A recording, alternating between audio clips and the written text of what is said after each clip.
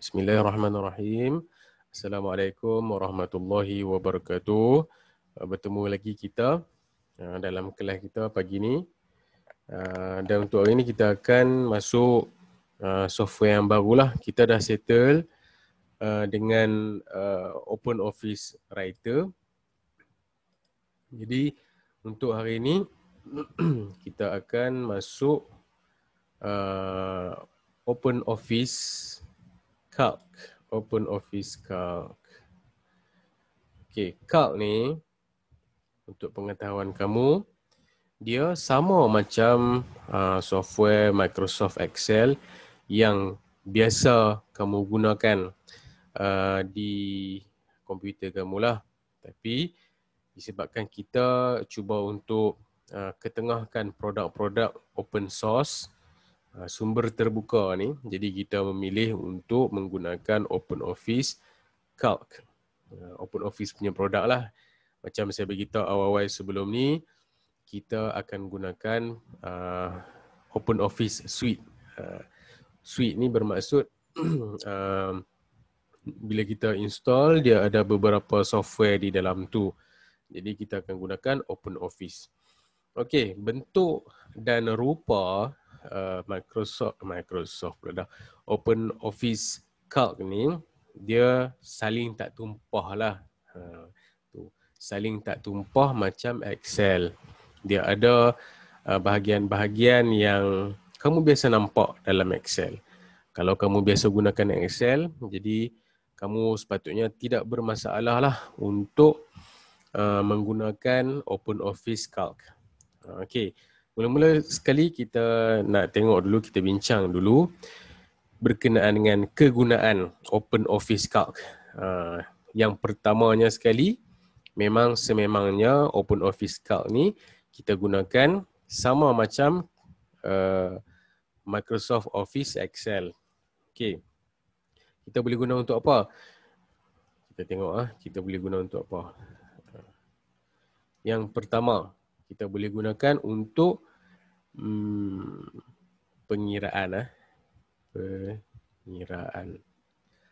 Pengiraan apa? Ikutlah kita nak kira apa. Ada setengah individu pengguna, dia ada bisnes, contoh dia nak track dia punya keuntungan, dia nak track dia punya kerugian. So dia boleh gunakan Open Office Calc dan juga Microsoft Excel untuk melakukan perkara sedemikian. Contoh, kita setahun ada 12 bulan dan sebulan ada 4 minggu, contoh. Jadi katakan kamu ada bisnes, kamu nak tengok keuntungan dan kerugian, kamu rekodkan dalam seminggu berapa keuntungan kamu, berapa kerugian kamu. Kemudian minggu kedua pun buat yang sama, jadi sampai 12 bulan, ada lebih kurang 56 minggu. Betul lah, lebih kurang 56 minggu. So kamu boleh buat carta lah. Carta. Siapa yang tak bisa tengok? Buat carta. So dalam Excel pula, Microsoft Open Office Calc ni, kita boleh buat carta macam yang kita buat dalam Microsoft Excel. Okey, seterusnya yang kedua. Apa kita boleh buat? Kita boleh buat lukisan, contoh. Lukisan piksel. Macam mana nak buat lukisan piksel? Kamu boleh kecilkan yang ni, bagi jadi kotak yang sama besar, contoh. Kemudian kamu warnakan dia lah. Warnakan dia. Dan kamu juga boleh create. Kamu boleh design hot yang saya tak pastilah nama dia apa. Kamu lebih pakar lah sepatutnya. Dia punya hot tu yang macam QR code tu. Kamu tahu kan? QR code. Sekarang ni famous QR code. Macam ni lah lebih kurang. Allah, sorry. Dia ada titik. Titik kecil, titik besar. Macam ni QR code ni. Banyak digunakan lah ni. Yang ni boleh dibuat menggunakan design ni lah. Tapi konten dalam ni, titik-titik tu kita tak tahulah nak buat apa. kamu boleh reka sendirilah. Contoh kamu nak buat di baju ke apa ke. So kamu boleh design pakai ni. Okey. Lagi apa lagi yang kita boleh buat? Yang ketiga, menghasilkan apa? Menghasilkan carta. Jadi kamu juga boleh menghasilkan carta menggunakan OpenOffice Calc. Macam saya cerita tadi lah, kita ada data, keuntungan kerugian contohnya, kemudian kita select dan kita boleh hasilkan carta menggunakan perisian ni lah. Inilah antara kegunaan dan fungsi yang kita boleh dapatlah daripada OpenOffice Calc. Dan satu lagi mungkin sebagai dia bukan pangkalan data. Saya tulis je lah pangkalan data. Tulisan saya tak elok sikit lah. Biasalah tulis di komputer memang tak elok lah.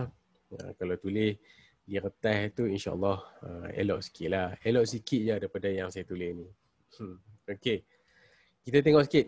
Untuk first ni kita nak tengok antaramuka ataupun interface yang ada pada OpenOffice Calc.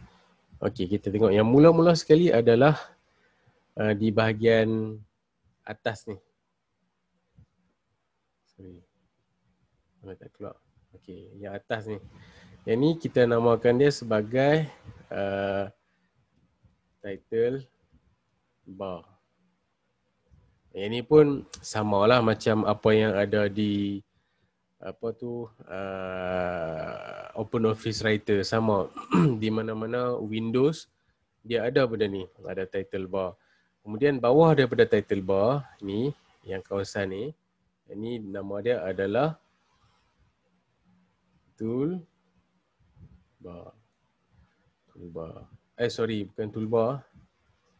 Bukan toolbar. Ini adalah menu bar. Okey, yang ni menu bar. Yang bawah menu bar ni, yang gambar banyak-banyak ni sini, yang ni lah yang dikatakan sebagai toolbar. Ini toolbar. Okey, apa beza menu bar dengan toolbar? Kalau kamu tanya budak-budak, dia tak tahu nak jawab, dia kata dia mungkin akan kata menu bar ni dia ditulis button-button ni semua dia perkataan. Yang bawah ni, toolbar ni, dia gambar. Betul tu? Tak salah pun. Okey. Secara teknikalnya, beza antara menu bar dengan toolbar ni, dia tak ada perbezaan pun sebenarnya. Apa yang ada di toolbar ni, semua ni ada di dalam menu bar yang atas ni. Kalau kamu klik pada file ni, dia akan keluar lah list. Dia panggil pop-up menu tu. Kamu boleh create new file, open file, save. Semua ada dekat file ni. Di bahagian edit, ada copy, paste ni, yang benda-benda ni. Ada di bahagian edit ni. View, insert, semua ni ada kat sini. Kenapa dia letakkan yang ni? Sebab yang ni lah button-button fungsi yang selalu user gunakan. Contoh nak bold, nak tebalkan huruf. Jadi tak perlulah nak pergi ke format. Kemudian klik, dia keluar. Kalau nak cari bold pula lambat, tekan kat situ. Okey, ini generasi kedua lah. Contoh nak bagi senang faham. Yang atas ni menu bar ni, ini adalah Gen 1. Toolbar ni adalah Gen 2. Kemudian generasi ketiga adalah shortcut. Shortcut key. Contoh nak copy paste, Ctrl C, Ctrl V. Kalau nak bold, Ctrl B. Nak italic underline, Ctrl I, Ctrl U. Benda-benda ni sepatutnya kamu dah tahulah. Sebab kamu dah buat sebelum ni di dalam OpenOffice Writer. Jadi, ia bukanlah satu benda yang asing untuk kamu lah sepatutnya. Dan kamu kena banyak menggunakan shortcut key ni untuk memudah dan mempercepatkan kerja kamu. Dengan adanya shortcut key generasi ketiga punya ni, dia akan membuatkan kerja kamu lebih cepat. Okey, kita tengok. Kita sambung lagi. Membebel je pagi-pagi ni. Okey. So seterusnya di bawah toolbar ni, di yang ni. Yang ni nama dia adalah formula bar. Palang formula. Formula bar. Formula bar untuk apa? Untuk kita, dan nama pun formula bar. Palang formula. So kita boleh masukkan formula lah di dalam ni. Di dalam bar ni, palang ni. Okey, di tepi dia, di sini ada sama dengan untuk kita masukkan function ataupun formula di dalam ni lah. Yang E warna biru ni, dia bukan E sebenarnya. Yang ni adalah simbol untuk sum. Sum ni adalah hasil tambah. Hasil tambah. Kemudian ada button FX. FX ni, saya klik kat sini ya. FX ni adalah button function. Contoh saya bagi. Saya lukis kat sini lah.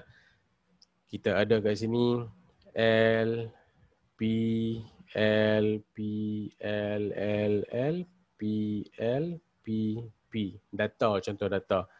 Ini kolom untuk jantina. Jadi kamu nak kira berapa L, berapa P. Ini tak apalah sikit. Kalau ada beratus-ratus L dengan P ni, larat ke kamu nak kira? Kalau tak larat, kamu boleh gunakan function. Nak gunakan FX ni lah. FX ni, kamu boleh masukkan. Contoh, kamu nak buat ke sini. Bilangan bil L. Bil P. Nak dapatkan berapa. So, kamu klik dekat ini, kotak ni. Dia tak panggil kotak sebenarnya, dia panggil sel. Klik di situ, dia akan aktif. Kemudian kamu akan type sama dengan count if. Katakan yang ni, sel ni adalah daripada lajur I dan baris 34. Jadi dia akan tulis di sini I 34, L. Bila kamu enter, kamu tulis formula ni, kamu enter. Sorry, ni salah ni. Dia tak salah, dia hampir betul. Dia kat sini. Sebab dia adalah julat. I 34 bermula L ni lah. Sampai yang bawah P ni adalah L 44. Sorry, bukan L, G. Bukan I. Ini pun tak betul. Ini adalah G sebenarnya. Ini julatnya G 34 sehingga G 44. Apa benda ni? Kita tengok. Saya tunjuk. Yang ni saya nak tunjuk kamu macam mana dia boleh gunakan FX ni. Button ni. Button function ni. So ini kita tulis L. Dan lepas tu kita tekan enter. Bila kita tekan enter, automatik dia akan kira L berapa dalam julat ni. Dalam range ni, berapa L, berapa bilangan L. So dia akan tulis kat sini. Sama juga macam yang sini. Kamu just gantikan L ni kepada P. Sebab kita nak tengok P. Count if ni bermaksud, kalau dalam bahasa Melayunya adalah kira jika. Kira jika. Kira jika G34 sehingga G44 ni, LP itulah L. Dia akan ambil L saja. Bila L, dia akan kira. So, kalau dia main sini, L, okey, L 1. Ni P bukan. 2, L, tambah lagi 1, 2, 3, 4 dan seterusnya. Yang itulah kelebihan function. Jadi, dia akan memudahkan pengiraan kamu. Daripada kamu nak kira satu-satu, dia jadi lambat. Jadi, kamu boleh gunakan function dan formula yang telah disediakan di dalam OpenOffice Calc ni. Dia akan membuatkan kerja kamu jadi lebih cepatlah. Okey, seterusnya kita tengok interface yang ada di dalam OpenOffice Calc ni. Kita sambung lagi. Saya nak padam dulu. Padam. Boleh tulis banyak lagi. Okey. Seterusnya, ni formula bar. Yang di sini ni adalah name box. Kotak nama. Kalau kamu perasan di dalam name box tu dia tulis D8. Kenapa D8? Sebab yang ni sel yang tengah aktif ni yang warna hitam tu berada di lokasi D dan 8. D8. Jadi dia akan baca D8.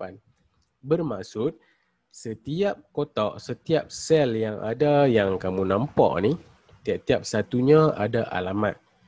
Ada alamat dia. Jadi alamat dia kita nak baca macam mana? Kita baca atas dulu dia punya lajur, kemudian kita akan baca baris. Okey, bila saya buat macam tu, maksudnya kamu tahulah yang menegak ni, tersasar. Yang menegak ni masih tersasar. Okey, yang menegak ni adalah lajur ataupun dalam bahasa Inggeris dia adalah kolom. Yang menegak. Yang melintang ni, semua ni, yang ni adalah baris. Ataupun dalam bahasa Inggerisnya adalah row. Baris row. Macam mana nak ingat? Okey, kita hanya ada dua. Satu kolom, lagi satu adalah baris. Yang mana satu kolom, yang mana satu baris? Baris pula. Kolom dengan baris tak sama lah. Row. Saya dulu waktu saya mula-mula belajar Excel dulu, saya ingat macam mana kolom ni, L ni, kamu tengok L. Physical L ni dia menegak. Macam itulah kolom. Ataupun kamu boleh ingat tiang kolom tu. Ataupun Roman tu, tiang Roman tu. Kolom lah dia panggil kolom. So dia menegak. Dia tak boleh melintang. Kalau tiang ni melintang tu, rebahlah rumah. Jadi tiang dia kena tegak. Okey. Bila kamu ingat kolom tu yang mana, automatik satu lagi kamu ingatlah nama row. Jangan lupa nama saja. Kalau kamu lupa nama, apa pun saya tak boleh nak tolong. Okey, kita tengok tu. Kemudian seterusnya adalah yang bawah ni lah, yang kotak-kotak banyak-banyak tu. Nama dia bukan kotak lah. Jangan sesekali kamu tulis kotak. Orang tanya tu benda apa, jangan kata ni kotak. Saya tulis balik ni. Yang ni adalah name box. Ni semua ni, kotak-kotak ni, kotak. Jangan sebut kotak. Yang ni adalah sel. Dalam bahasa Inggeris, kalau kamu nak tulis, ejaan dia C-E-L-L lah, sel. Okey, tiap-tiap satu tu adalah sel. Sel. Yang ditandakan, sel yang ditandakan dengan sempadan ataupun garis hitam ni, yang ni dipanggil sebagai active cell. Active cell. Kotak lagi sel yang tengah aktif. Okey. Saya sebut kotak sebab saya tak mau kamu keliru. Bila saya ajak semua sebut benda lain, kamu sebut benda lain lagi tak faham lagi. Okey, yang tu adalah sel yang ditandakan dengan hitam tu adalah active cell. Okey, yang lain-lain, okey, yang ni satu lagi. Yang PQR bermula daripada A, bermula dari A sehingga tak tahulah benda apa, hujung sekali ni yang atas ni, mula sini sampai hujung sekali. Yang ni adalah apa dia nama dia? Nama dia adalah kolom header. Kolom header. Yang ni pula number ni. Ini nama dia adalah dia bermula dari 1, 2, 3 sampailah tak tahu apa bawah sekali tu. Yang ni dipanggil sebagai row header. Row header. Okey. Column header, row header. Baik. Itu yang paling utamalah yang kamu kena ingat. Nama-nama istilah-istilah ni kamu kena ingat sebab nanti kamu akan ada penilaian akhir. Dia macam exam lah, cuma beza dia kamu jawab di rumah kamu lah. Itu je beza dia. Kamu tak perlu hadir ke dewan buat peperiksaan, tak perlu. Okey, sebab tu kamu kena ingat dia punya istilah-istilah yang telah saya nyatakan tadi lah. Kalau kamu tak ingat istilah-istilah tu, nanti susah kamu nak menjawab. Sebenarnya tak susah. Kamu boleh ambil kesempatan tau bila exam kat rumah. Kamu boleh refer ke internet. Tapi, saya dimaklumkan bahawa penilaian akhir semester ni, apabila ataupun sebelum bermulanya peperiksaan akhir, kamu akan diberikan template buku jawapan dan juga template aku janji, supaya kamu tak meniru. Kalau tiru, didapati meniru, macam mana nak tahu meniru? Apabila jawapan kamu sama. Sama dengan siapa? Dengan kawan kamu, sama dengan internet. Bila pensyarah cari-cari jumpa kat internet, bermaksud kamu meniru lah. Kamu kena cerdik sikit lah. Kalau kamu nak refer daripada buku ke, daripada internet ke, kamu kena ubah sikit ayat dia. Olah sikit. Kamu baca-baca faham, kamu explain balik. Jangan kamu copy paste. Kamu tengok ayat tu salin sebiji-biji. Dia akan menyusahkan kamu nanti. Kalau tak boleh detect pun, masa menjawab kamu tak cukup. Itu saya pesan awal-awal lah. Okey, seterusnya yang tepi ni, yang ni adalah ini sama macam yang ada di Open Office Writer. Nama dia adalah vertical scroll bar. Palang tatal menegak. Jangan ingat dalam bahasa Melayu. Lagi kamu pening. Palang tatal menegak. Saya tulis ni. Tatal tu macam mana? T-A-T-A-L. Palang tatal. Yang bawah ni sama juga. Cuma nama dia horizontal. Horizontal scroll bar. Okey. Samalah. Di bawah ni, di bawah dia tulis sheet 1, sheet 2, sheet 3 ni. Jangan salah eja.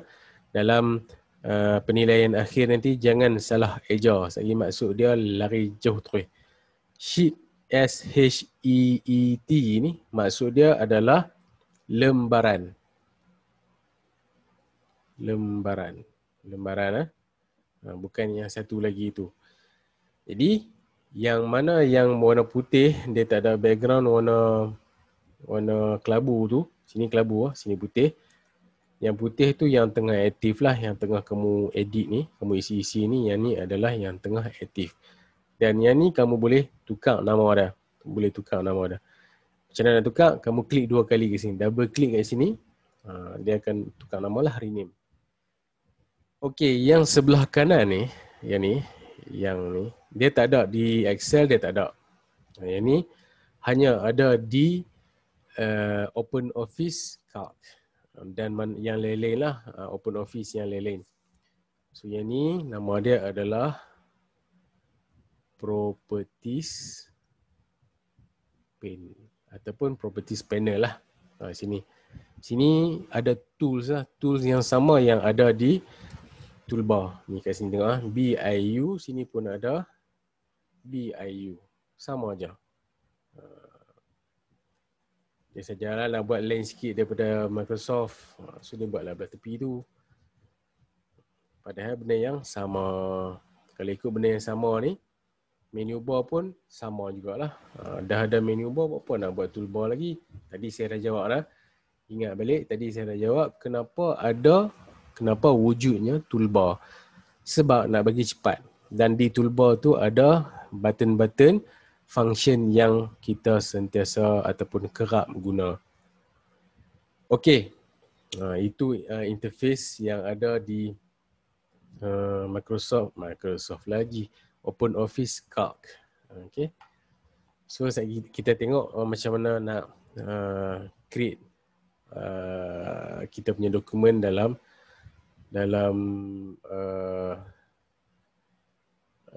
OpenOffice Calc ni lah.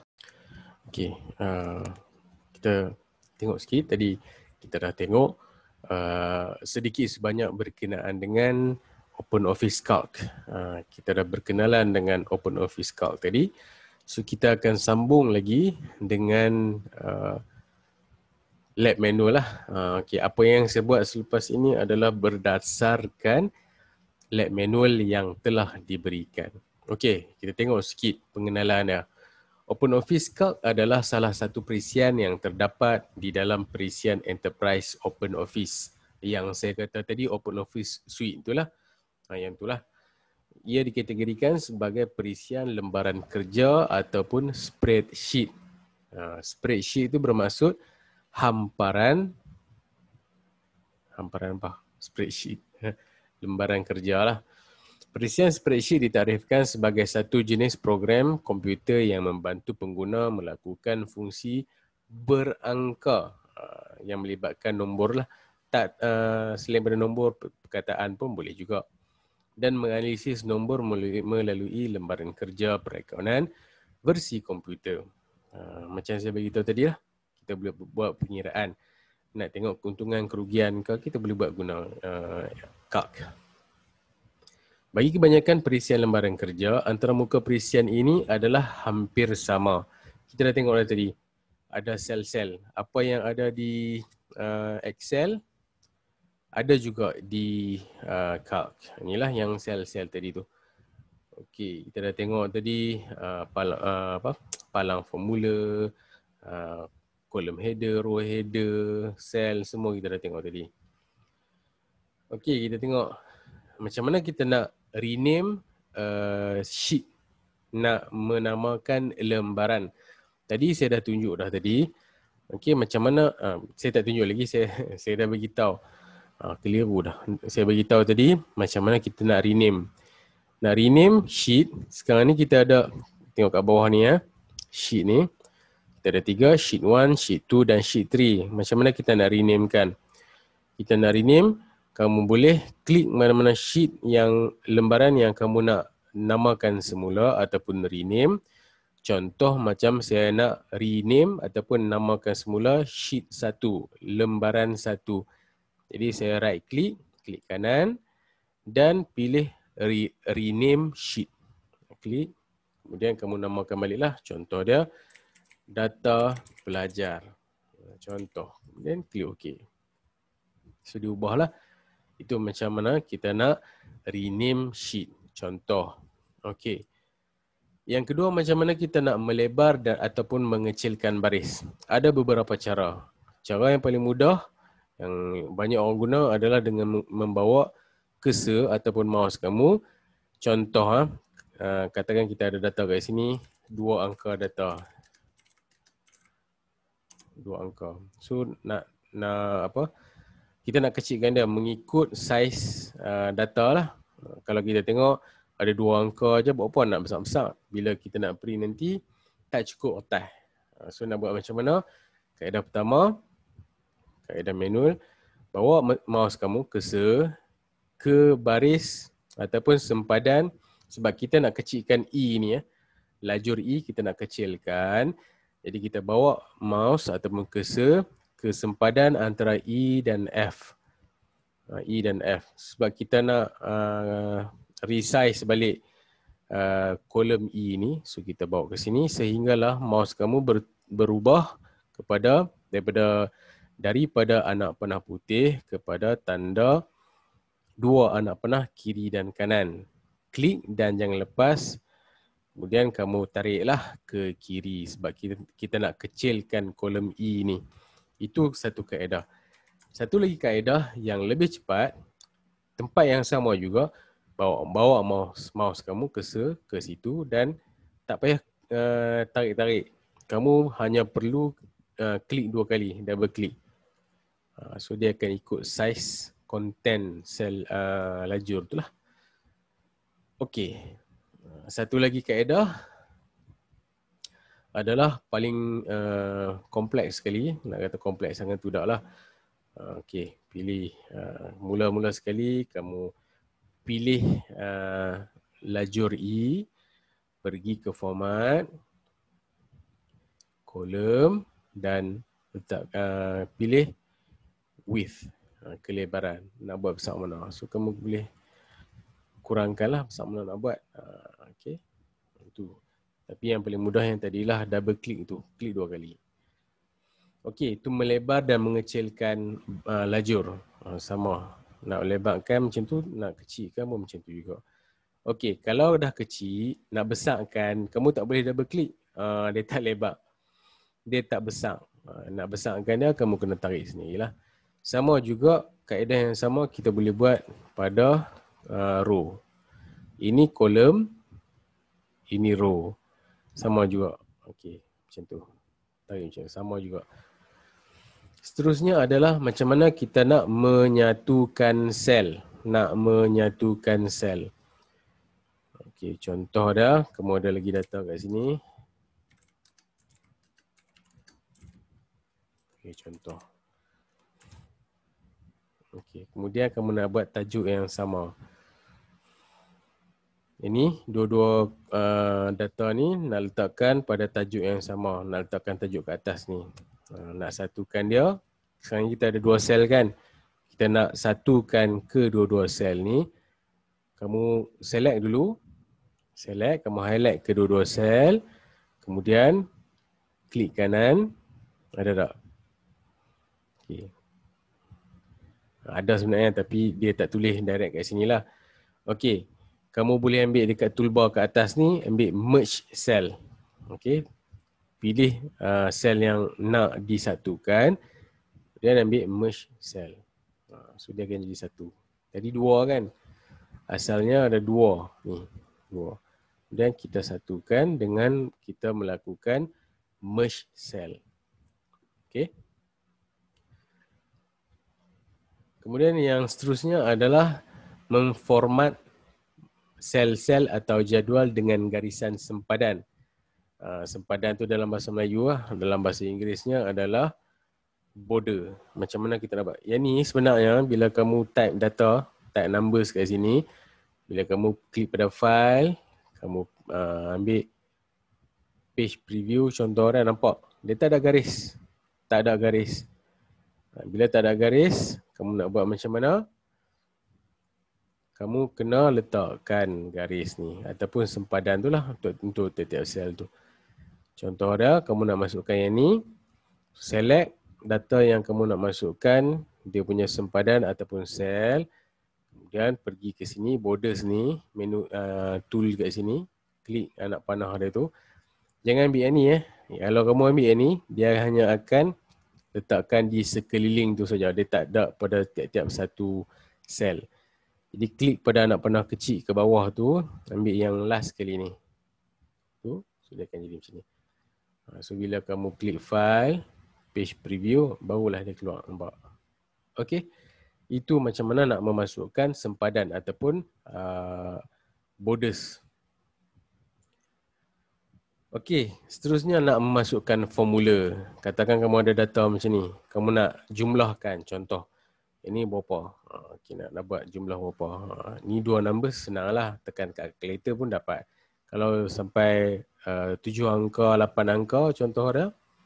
Banyak kan? Jadi, dalam Excel ataupun Calc ni, boleh buat dengan cara yang mudah lah.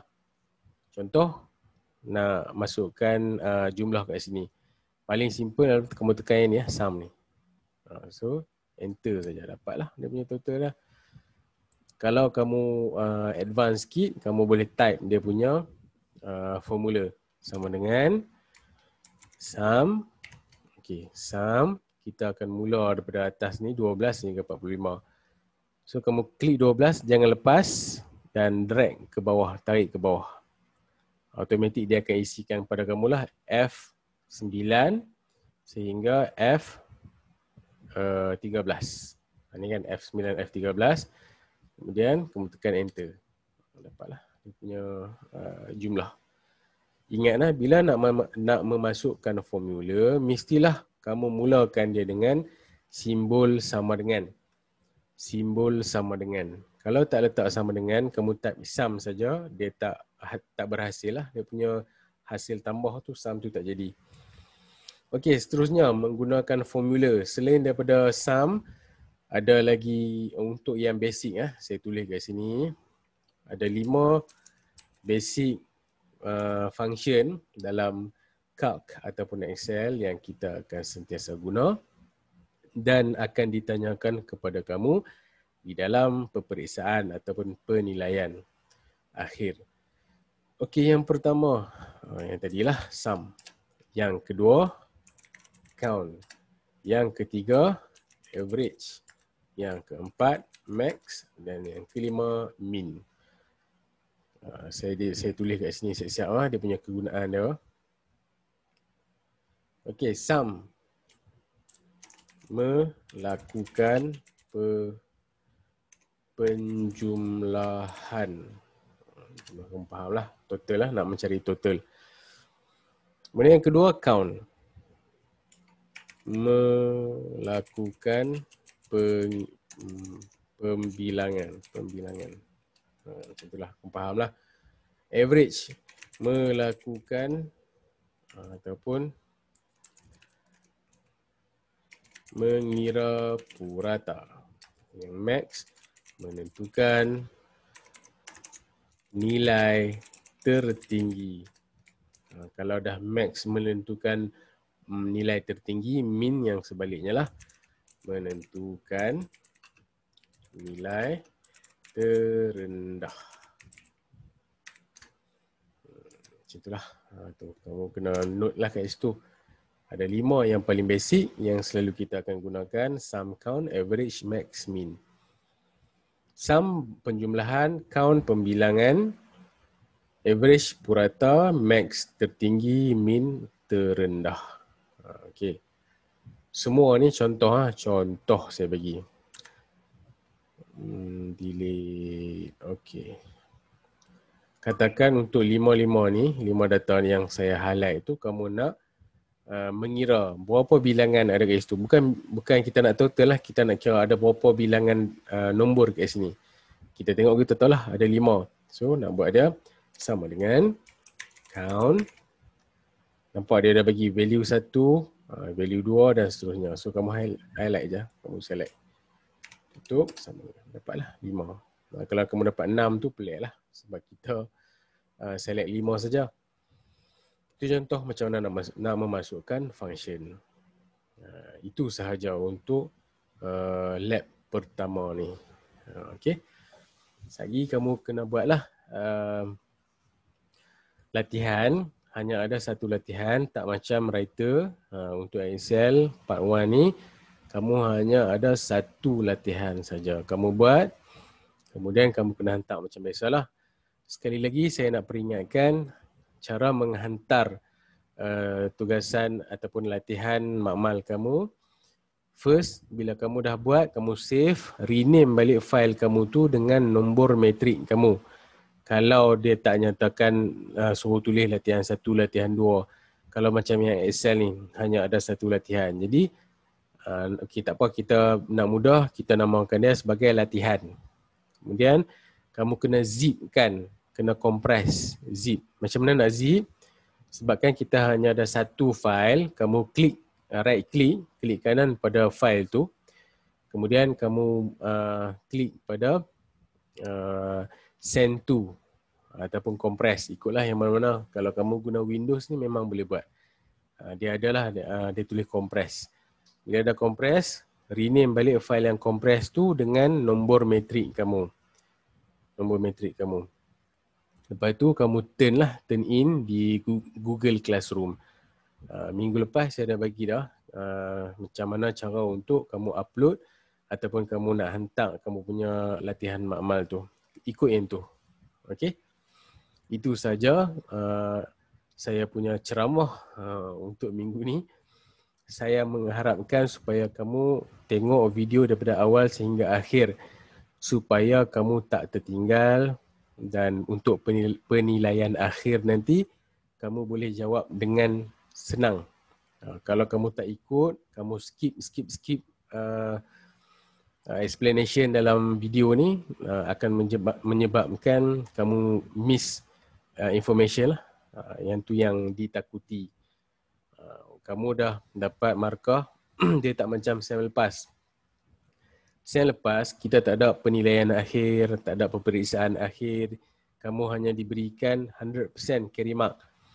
Jadi, itu mudah nak dapat markah. Untuk semester ni, kamu ada carry mark dan kamu ada markah penilaian akhir. Macam exam jugalah.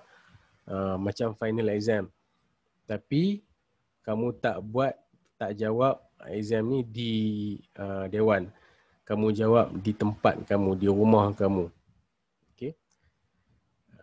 Bagi yang tak sihat, semoga anda diberikan kesihatan, terutamanya yang berada di kawasan berhampiran dengan kawasan-kawasan banyak kes aktif COVID. Saya mengharapkan supaya kita semua diselamatkanlah, dijauhi daripada pandemik COVID-19 tu. Sebab siapa yang berada di Kota Star, Alor-Star, dah jadi red zone lah. Jadi berhati-hatilah. Itu saja bebelan saya untuk minggu ni, pagi ni. Sekian, Assalamualaikum warahmatullahi wabarakatuh. Jangan lupa isi attendance. Terima kasih.